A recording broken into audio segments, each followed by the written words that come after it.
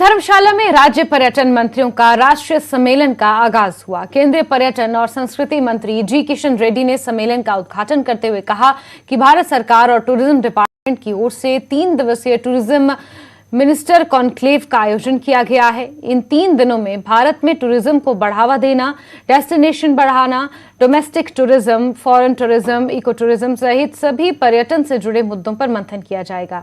साथ ही national tourism policy लाने पर जोर भी दिया जाएगा। 80,000 करोड़ रोड कनेक्टिविटी पर खर्च किया जा रहा है। देश में 66 नए एयरपोर्ट शुरू किए गए हैं। साल 2025 तक 220 नए एयरपोर्ट को भारत में बनाने का टारगेट है।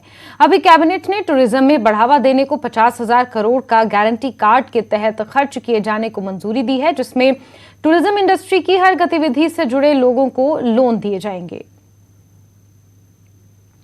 भारत का सरकार की ओर से, टूरिज्म डिपार्टमेंट की ओर से अलग अलग स्टेट्स का जो टूरिज्म मिनिस्टर्स है, टूरिज्म ऑफिसर्स है, उनका एक कॉन्क्लेव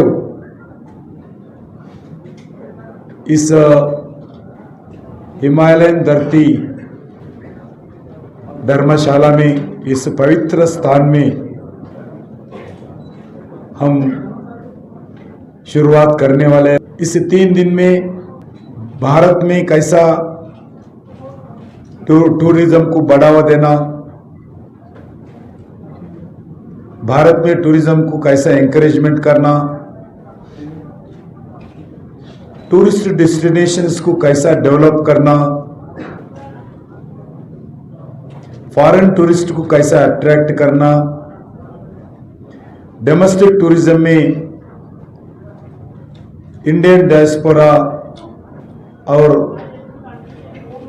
इंडिजियस एक्टिविटी को कैसा बढ़ाना, ये अलग अलग विषय पर